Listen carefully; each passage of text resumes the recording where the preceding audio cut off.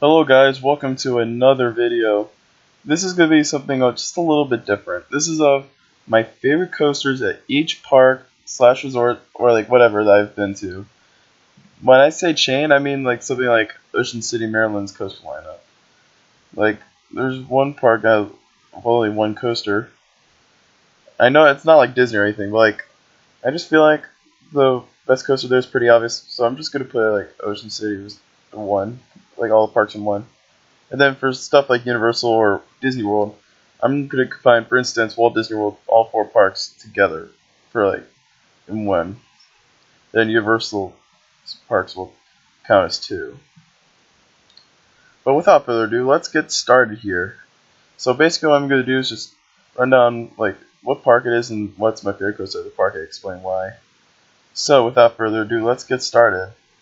So first up we have Busch Gardens Tampa. And my personal favorite coaster at that park is Kumba. I love Kumba so much. This has always been one of my favorite steel coasters of all time. And it's, in my opinion, the best B&M looping coaster ever built. It is so good. It is, first off, probably one of the most intense roller coasters ever. It's just, also, the pacing is just undeniable. Same with like all the inversions, especially that zero G roll, which my gosh, that is probably the best zero G roll I've ever experienced. It is referred to as the hell roll, and it is insane. And it also has the smoothest cobra roll I've ever experienced. And just all the inversions are just bang, bang, bang, one element after another. It is simply unbeatable. And it's just such a cool ride. Now some people aren't crazy about this coaster, they say it's rough. And I gotta be honest, I think the roughness adds to Kumba. It just defines it as an old school B&M, and that's why I view Kumba as. I love Kumba so much, and I could honestly ride this coaster all day, non-stop. Next, let's move on to the other Busch Gardens park, Busch Gardens Williamsburg. And my favorite coaster at that park is Apollo's Chariot, which is their B&M hypercoaster, and this thing is just amazing. I wouldn't say it's good as the other B&M hypers I've ridden. I've currently ridden 4 B&M hypers, and I gotta say this one's probably my least favorite, but it is still a fantastic coaster with some great airtime. The airtime hills towards the end are what you really dream about. Like those airtime hills are pretty fantastic. The bigger two before the Big Horse Brake Run are alright, but the ones after the Big Horse Brake Run is when the ride really just gets much better and better. But also, I'm a really big fan of that first drop as well. That first drop is spectacular. How you dive 210 feet into a subterranean area. It's just so cool. And Apollo's Chariot is just a coaster that you should just ride if you're at Busch Gardens Williamsburg. Next, let's move on to Carowinds. And my favorite coaster at that park should be pretty obvious. Fury 325. Which is not only my favorite coaster at the park, but it's also my #1 coaster that I've ridden, period. It is currently my favorite coaster at the moment, and it is just unbeatable. The drop just feels like you're going forever. It is crazy fast, crazy tall. It's I think at the moment, it might be the tallest, like, full circuit coaster, well, at least in America. But, like, I really love just how the pacing just feels like you're not losing any speed. I also love that pedestrian bridge dive. Which is that treble clef. I really like that. It's a really cool moment. And this thing even has some good airtime to it as well. And plus, when I rode it, it was very smooth as well. And yeah, Carowinds is just one of those parks that I need to get back to. Because I know they're adding a new coaster, and also I'd love to ride Fury 325 again, just because it's so good. Let's move on to our next park, which is Fun Spot America Parks. Now, this is what I'm saying when it comes to like parks, like chains, like Fun Spot America. I'm just putting all parks into one. And my favorite coaster of all the Fun Spot coasters is Mind Blower. Now, some people do prefer White Lightning, but I prefer Mind Blower just because it's just such a crazy ride. The inversions, it only has one inversion, but that inversion is sweet. Also, the airtime is really crazy, and just the drop is pretty cool, and just all the twists and turns. It's just such a compact coaster. You feel like you're going faster than you actually are. Some people criticize this ride for being very rough. However, I personally didn't find it to be painful. I rode it, last time I rode it was in February, and I thought it was kind of rough, but it wasn't awfully rough. So yeah, this is just a fantastic coaster. I still have yet to experience an RMC, but I think right now this is the closest to an RMC, just in my opinion. Because it does kind of feel like an RMC, and it is just fantastic. Our next coaster will be Sky Rush at Hershey Park, which is, in my opinion, Hershey Park's best coaster. So, Sky Rush was my 100th roller coaster, believe it or not. And this thing, it was just unbelievable. First off, that airtime was just probably some of the craziest airtime I've ever experienced in a single ride. And it was just so fast. You're literally speeding through the entire layout. It is crazy. And the turns were just so whippy and just fantastic. And the airtime was just perpetual, sustained, and just even the drop itself was pretty undeniable. Like, it was fantastic. And I didn't get to ride it in the back. I only got to ride it once because we were rained out when we were leaving. It was raining, so we did not get to ride it again. But like, I wish I could have ran in the back row because I heard it's like a car crash if you're in the back. Well, not really, but like it feels like a car crash just because of how crazy the airtime is and the G-forces as well. This coaster's got some fantastic G-force, and it's just such a crazy roller coaster. And I love Sky Rush. In my opinion, the most intense coaster ever. Now, some people criticize this ride for its restraints. And I gotta be honest, the restraints weren't too bad. It did lock hard in my thighs, and it hurt a little during the airtime hills, but that's really the only thing that really just isn't the best thing of Sky Rush. But I mean, the airtime and intensity, man, that just makes it all up. It's just amazing. Let's move on to our next park, or chain resort, whatever, which will be Legoland, which is Flying School. They're Vekoma Hang and Bang. Okay, let me get this straight.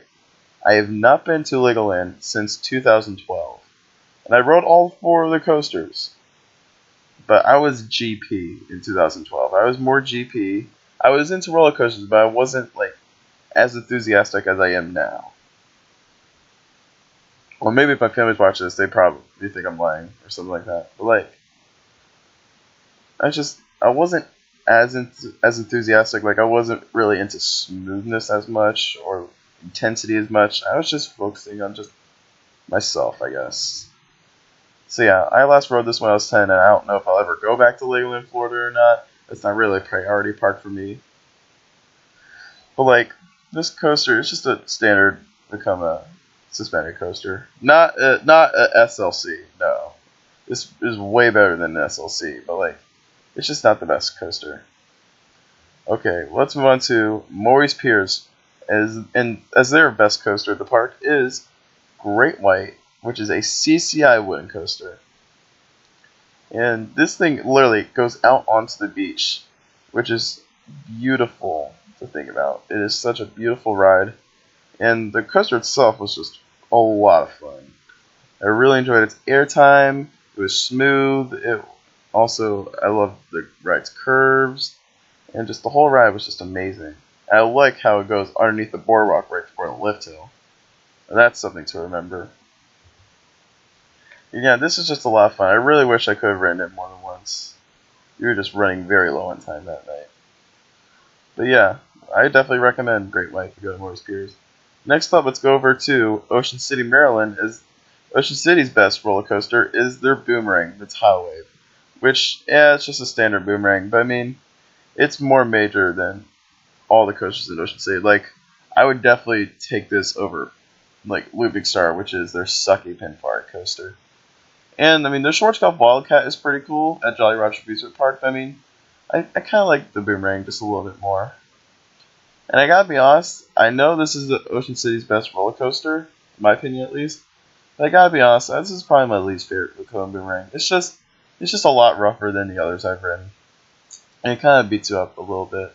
It's not too bad, it's just, it kind of shakes a little bit. So it's not the best coaster, but I mean, it's definitely better than all the other coasters in Ocean City. So it definitely deserves its spot in this video.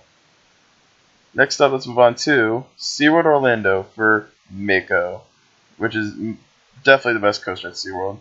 Now, Mako, like I've said a lot, Mako is not that intense at all, but its fun factor is just beyond 10. It's just undeniable. And the airtime is just absolutely amazing. It is insanely smooth. I love that color scheme.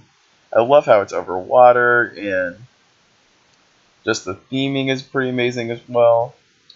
And it's just such a cool ride. In my opinion, this is the best B&M Hyper, without a doubt. It is fantastic. Next, let's move on to Six Flags America for Superman Ride of Steel. Superman Ride of Steel is a lot of fun. This is a really great intimate hyper. Now, this is a bit of a weird ride, as it does have a couple straight sections. But I mean, the helixes are actually pretty intense, I have to admit. Actually grayed out on this ride, believe it or not, which I was not expecting that at all. And also, I really enjoyed those fantastic ejector airtime hills towards the end. The restraint configuration was a little odd, but I mean, this coaster was just a lot of fun. And it's just a pretty brilliant roller coaster. It's kind of underrated in a way. That's why I describe Superman Ride of Steel as it's pretty underrated, and it's a lot of fun. Next up, let's move on to Six Flags Over Georgia, back in Atlanta for Goliath. Now, I have not ridden Twisted Cyclone yet, and I don't know when I'll return to Six Flags Over Georgia. I'll try it one day, so I can ride Twisted Cyclone and the other coasters in the park. But when I went, Goliath was, in my opinion, the best one there. It was just so much fun. First off, I love that helix that the ride has towards like halfway through. You can see here, the helix was absolutely fantastic, and the airtime hills were really fantastic. And I love how it goes outside of the park, and the air, and just how it literally it feels like it's a lot taller than it actually was. Well, I mean, it's a lot. It looks a lot taller than it actually is. But anyhow, this coaster, it wasn't the smoothest B&M Hyper. It had a little bit of a rattle, but I mean, it's unbeatable, and it's just a lot of fun, and you need to ride it if you're at Six Flags Over Georgia. Next, let's move on to Universal Orlando for the incredible Hulk coaster. And there's a lot of debate on which is the best one at the park. Some people prefer Rocket, which that's more GP who prefer Riptide Rocket. But us enthusiasts, most of us think Hulk's the best one, and I gotta agree. Hulk is a fantastic B&M roller coaster. In my opinion, it's the best, or it's the most themed B&M, or like, it's like, I mean, the theming is probably the best theming on any B&M roller coaster. That's why I describe it as. But this coaster itself is just so much fun. It is pretty intense. Sometimes. What I describe Hulk as is more bipolar. Like some rides you can get on it where it's kind of forceless. It's not like forceless, but it's not as intense. But there are some rides on it where it's just Hulk's complete butt, and it's just fantastic. Like, I love that first version. And at launch, just catches you off guard every time. And also that onboard audio. The onboard audio needs some fixing, but if you get a ride on it when the audio works, you get around it when the audio works, it's just pretty awesome. And the soundtrack itself is really cool as well. And also, a night ride on this, oh boy, a night ride on this is unbelievable. So yeah, Incredible Hulk Coaster has my seal of approval. Next up, let's move on to Walt Disney World for Expedition Everest. I have not ridden Slinky Dog Dash yet, and I don't think that'll be my favorite one at Disney World once I ride it. I'm trying to get over to Hollywood Studios, which I do not have Disney passes, so it'll be kind of tough for me to get to Hollywood Studios, but I'd love to get there just so I can ride Slinky Dog Dash, just so I can get the credit and review it and compare it to other roller coasters I've ridden. Because I think I could easily make a pretty decent coaster fight off of it. But I mean, I don't think Sleigh Dog will be my favorite at Hollywood or at Walt Disney World. But Expedition Everest is just one of the best steel roller coasters, according to the Golden Ticket Awards. Me, I think it's pretty good, but it is one of the best steel coasters according to the Golden Ticket Awards. I believe like 2017 it was in the top 50. Same with the other years, like 2016 it was in the top 50, which is kind of surprising to think about.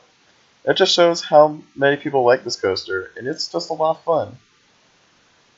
This coaster is just plain fun. Plus, that mountain is just gargantuan.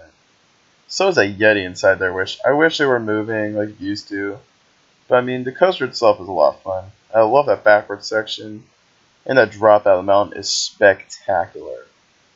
So let's move on to our last park, which is Wild Adventures. We're going to talk about Cheetah, which was my favorite at that park. Now, not everyone likes the Cheetah. There's a lot of people who just don't like this ride at all. They say it's very painful. Now, when I rode it, my first ride on it was really fun. I had a great time riding Cheetah. That's why it's my favorite. The second ride on it was pretty painful, I have to admit. I was kind of surprised. I'm like, ouch, that was rough. I mean, I'll just have to ride this coaster more times, just maybe get my full opinion on it. I'm not sure which one's the best of Wild Adventures, if it's between Cheetah or Boomerang. I don't know, but like, this coaster was still fun. It had some decent airtime on it as well, and I was really impressed with the turns that it had.